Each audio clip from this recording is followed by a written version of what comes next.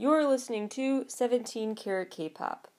For more information about the variety of topics covered on the show, as well as my other podcast, How to Stan, visit 17caratkpop.weebly.com.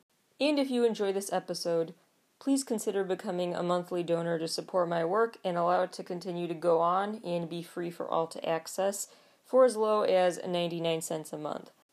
Visit the Support the Show link on my site's homepage for more information. Hello everybody, and welcome back to 17 Carat K-Pop. There is tons of news to get to today, so let's just jump right in. We have 5 big stories to cover and then some more rapid-fire headlines. Story number 1, Taemin's Beyond Live concert. His last show before he enlists in the military later this month. I'm already bracing myself to get really emotional when Taemin goes off for his military time.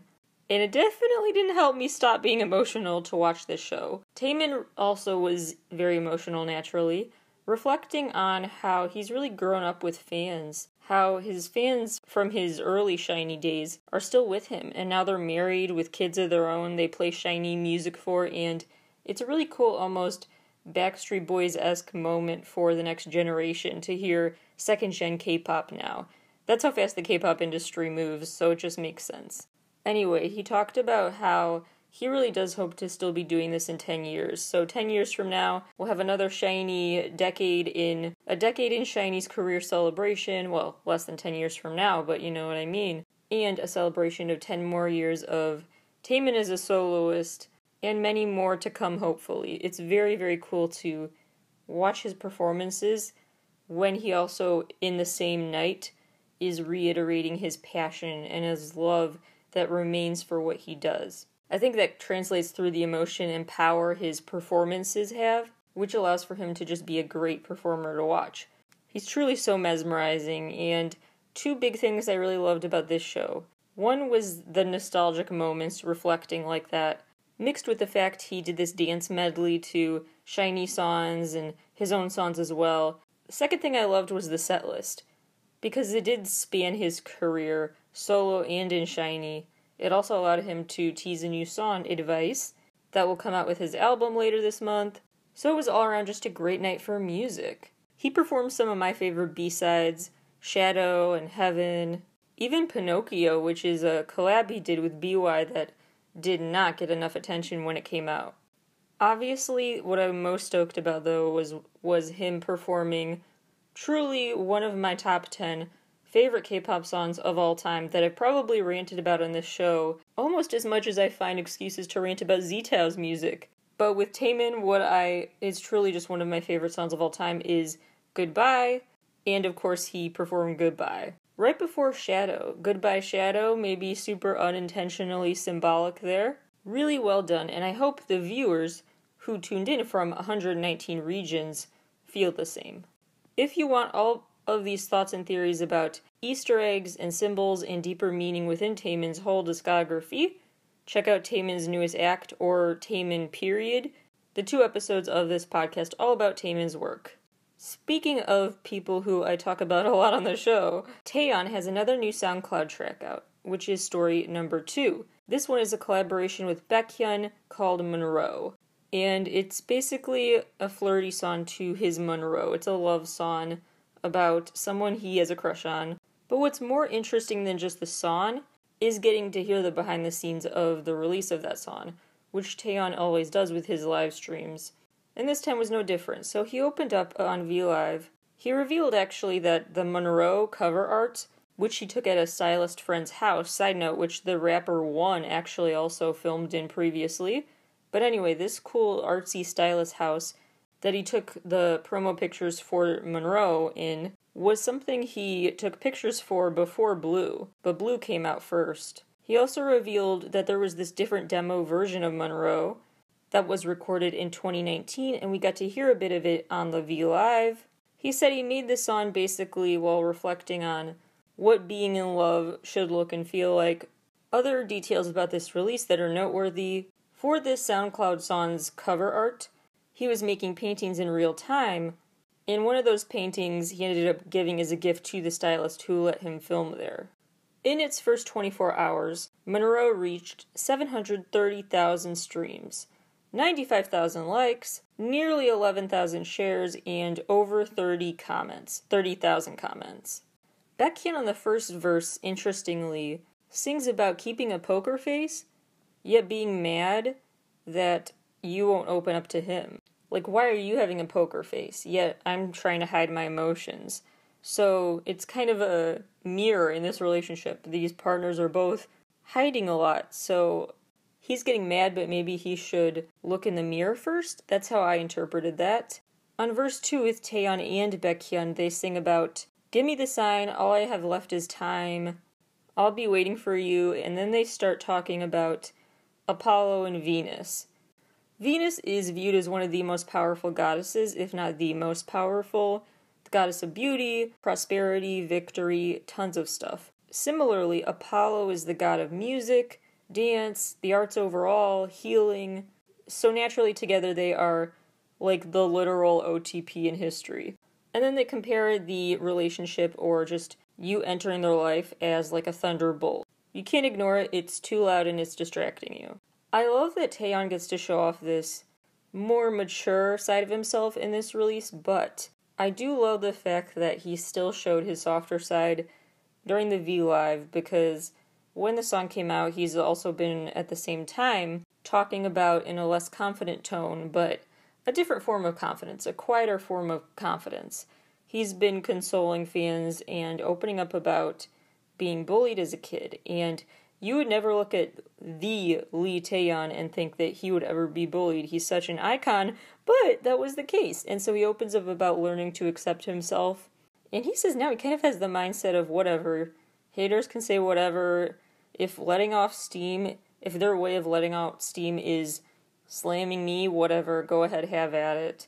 Which is an interesting way to look at it, as these people have their own issues. Hurt people. Let them let it out of their system, I guess, and I'll just stay unbothered. Easier said than done, of course, but a good way to look at it. He's also given some other great advice recently, which we will not talk about today, but on an NCT Talk episode coming your way very, very soon. That is all I will tease for now. Speaking of NCT, a new NCT subunit is officially on the way. So here's what the plan is, and then I'll give my take on it.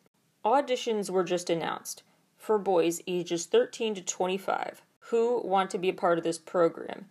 There's a new TV show that's going to be a team-up between SM Entertainment, which is where NCT is from, and MGM Studios. This SM and MGM partnership sounds like it's been in the works for a while, and actually, NCT Hollywood was a term for this subunit referenced dating back to 2019 at KCON. During a panel it was brought up. So this has been simmering for quite a while, and maybe, who knows, maybe the plan was to launch NCT Hollywood in 2020, but the pandemic is what delayed it, because if you think about it, Wave E came out in 2019, so wouldn't the next subunit maybe come out the next year? Maybe that was the plan?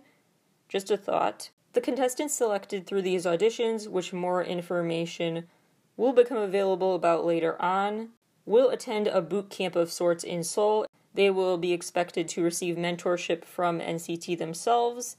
Unclear what form that takes. It seems to be a comment alluding to NCT actually making a cameo at some point, but maybe they just want you to think that so you tune into the show. I don't know. This show is coming from the producers of Shark Tank and The Voice, Survivor, so it's a big deal. Soo-man Lee, the founder of SM Entertainment, said in his statement, quote, "I look forward to making an unconventional audition show that all music fans around the world can enjoy," unquote, implying that this TV show will be broadcast all around the world. MGM Studios chairman Mark Burnett said, quote, "K-pop is more than a genre of music. It's a cultural phenomenon, and we're excited to partner with the incredible Soo-man Lee and the team at SM to bring K-pop to the US." I have three main thoughts about this. One is that at first I was honestly just surprised, because I assumed NCT 127 was essentially NCT North America. With Johnny and Mark involved, and just the fact they promote here so often, I assumed they were kind of the de facto NCT Hollywood. I would have assumed a different country would have come next on this giant long-term plan to have an NCT subunit from pretty much every country. So that was a bit surprising. So NCT 127, I guess, is just viewed as the core subunit.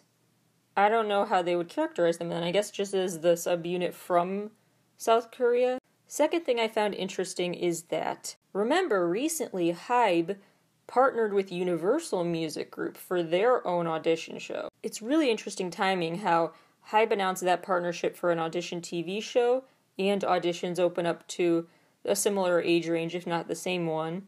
And now SM Entertainment does the same thing. But first of all, I know there's a lot of chatter always about SM seemingly copying HYBE or vice versa. I think this is more complex, and whenever we see people quote-unquote copying what another company is doing in the K-pop space, it's not really copying, it's just following a trend. You want to jump onto what's working. You want to further their efforts to spread K-pop globally or whatever the case may be.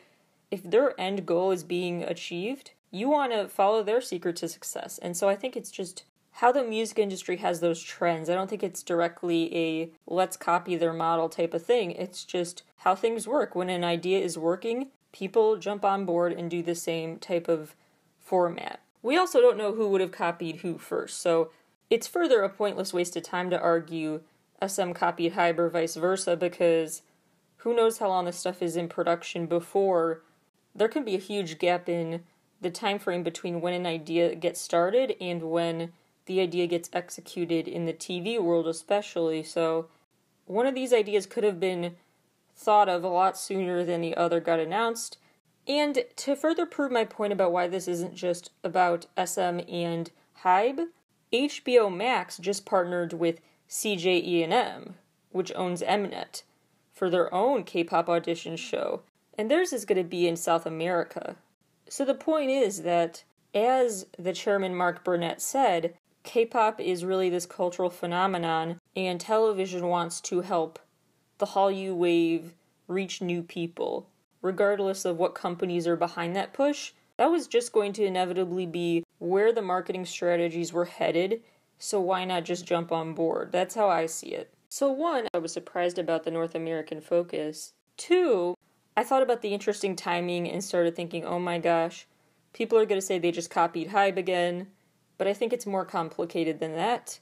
I know it's just a personal pet peeve of mine, I guess, but whenever anyone says K-pop is a genre, that's not really accurate.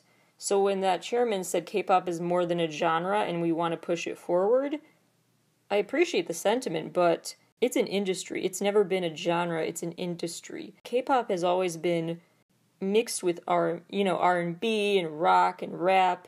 It's all in there. The fact that it's all collectively called K-pop is because it's part of the same industry. If this diverse array of sounds is all put under the category of K-pop and labeled a genre, not an industry, that I just have a problem with. So I worry the judges on this show might say stuff like, that didn't sound anything like K-pop. Well, what did you think K-pop would sound like? You're using the K-pop industry formula still, but the amount of sounds you can play with in the K-pop world is so diverse, and it's important to highlight that. So we'll see. I'm very curious how the show goes. I'm sure it'll be a smash hit. SM Entertainment always delivers those. Story number 4 today is some really good legal news. The Guhar Act has finally passed. If you recall, we've talked before on the show about this situation where they changed the score so that instead of Guhar's mom getting a 50-50 split of Guhar's inheritance with her dad, it was 40-60, 60 for her dad, 40% for her mom. So despite the act not passing yet, at that time it might have still swayed the court a bit, because they did rule not entirely in the mom's favor, fighting for at least 50%. One of the reasons the Guhar Act did not pass previously was just because the National Assembly didn't get to it. It was just not on the front burner for their schedule, and the session time ran out before they reached that case. So it's not like it lost due to a lack of merit or something. So her brother decided, we're going to continue the fight and reintroduce this legislation at a later date. That later date has come. And the 21st National Assembly policies now include the Guhar Act. The cabinet passed it so that it'll apply for 5 years now. I'm hoping that can be renewed every year, but we'll see. Hopefully it's back on their minds again in 5 years when it's close to expiring. But this means for the next 5 years, anyone in this situation where a parent is absent from your life and then suddenly wants to swoop in and claim inheritance money if their child passes away, they are no longer allowed to do that if they are deemed to have not fit the court's definition of helping provide the basic necessities of life as well as emotional support to their child. For my last big story of the day, I want to talk about this collaboration RM just released with Ian. EAON. Don't honestly is a song that would not sound out of place on Mono, RM's solo mixtape. It's definitely his style, and the lyrics really are classic RM, where he sings about a pebble, basically. So RM's verse says, quote, "What color are waves? White as snow when they break. Did you survive the drift okay? Still as a pebble could you stay? Turn on the moon. In my small chimney could you stay? Don't take away the name only you know. I don't need magic, just be here." The whole song is about that, about needing your loved one to stay. I know things are not working out well between us, but don't go. We can salvage this relationship. Couple of things I want to bookmark. One is that he referenced the pebble again, which he's been doing a lot lately. Definitely would not be surprised if BTS releases a song called Pebble. Second of all, Turn on the Moon was one RM had previously been discussing while working on Blue and Gray. They were working on the lyrics for it. Turn on the Moon was going to be in there, it didn't make the final cut. So that's interesting that it just moved over into the song Don't. Third thing is that he's using this wave metaphor to really, I think, better explain why all this time he's been talking about pebbles. And I think he sees the meaning in them as using this wave metaphor to describe how a relationship crashed and fell to the shore, basically, and what remains after the waves pull back can be just pebbles. So there's something still there that you can salvage and work with. It's just totally not in the same form it once was. Here are your miscellaneous rapid-fire headlines. Bam Bam has just joined TikTok. Monsta X's Shownu will be sitting out of their June promotional activities for the new album. His detached retina issue that he had surgery on previously is flaring up again, long story short. Sun, the A-Pink member who chose not to renew her contract with Play M Entertainment, just officially signed with YG Entertainment as an actress. Twice just won the Diamond Creator Award from YouTube, and they are only the fourth K-pop channel to actually reach that amount. The first were BTS, Blackpink, and Big Bang. The first issue of Rolling Stone Korea is out, and the cover stars are the stars of P Nation. Speaking of magazine covers, BTS's latest is Burdock Magazine. This is one that I really want to highlight because, as I've said before on the show, there are a lot of unofficial magazines and books and stuff out there, but when there is one that is made with a specific level of care and attention and input that I trust, that's a different story, and I really want to highlight that work. This is a Korean-American publisher's work and a Korean-American writer's work on their views of BTS. So you can go to burdockmedia.com/shop if you want to order. I believe as of recording time, international shipping is not an option, but soon, fingers crossed, ? We'll keep you posted. The boy band BOY has decided to disband. It is a 2-member group. Since one of the members is going to enlist now, the other member just decided, let's just be done with this group. So MusicWorks Entertainment officially confirmed they decided to just end their contracts with the company. The A100 list of most influential people this year includes Blackpink, as well as Bowen Yang, Naomi Osaka, Riz Ahmed, a lot of really iconic people on this list this year. Yisun's album Beautiful Night topped iTunes in 21 regions. Ian and RM's collaboration Don't topped iTunes in 73 regions in the first 24 hours. Thanks to Singularity, BTS is now the first artist to get 28 number ones on the Billboard World Digital Song Sales Chart. 28 number ones. Speaking of making history, Blackpink's Pretty Savage audio, not the video, just flat out the audio, on YouTube, has surpassed 100 million views, making it the only K-pop audio-only video like that to ever achieve this. Blackpink are also now the 10th most followed act on Spotify. They just surpassed Camila Cabello to get that spot. Psy's Gentleman music video just surpassed 1.4 billion with a B views. Surpassing 200 million views is Red Velvet's Peekaboo. Surpassing 100 million views, Mamamoo's Starry Night, and Beast with Fiction. They finally reached 100 million views on one of their videos. Beast, after a whole rebrand and everything, and iconic single after iconic single, Beast finally reached 100 million views on a video. Juhani from Monsta X just joined Instagram. Donhyuk from iKON had to be tested for COVID after coming into close contact with a positive COVID case, but Donhyuk's test came back negative, but he's still in self-quarantine out of an abundance of caution. Similarly, everyone on the show Kingdom had to get tested after a dancer tested positive. Luckily, every single one of them tested negative. Sunjun from Infinite just got discharged from the military. BTS has been nominated at the MTV Movie and TV Awards this year for their Break the Silence documentary. NCT Dream was chosen as MTV Asia's Spotlight Artist of the Month. Niju's Take a Picture video just surpassed 50 million views. TXT just broke a personal best in pre-orders for their upcoming album. For context, their last album, the mini-sode Blue Hour, took about a month, and then after a month, the album reached 400,000 copies sold. This time already, just for pre-orders, they surpassed 520,000. Similarly, a personal record was broken by ITZY with their Guess Who album sales. Their first week album sales for their last release was over 144,000 copies.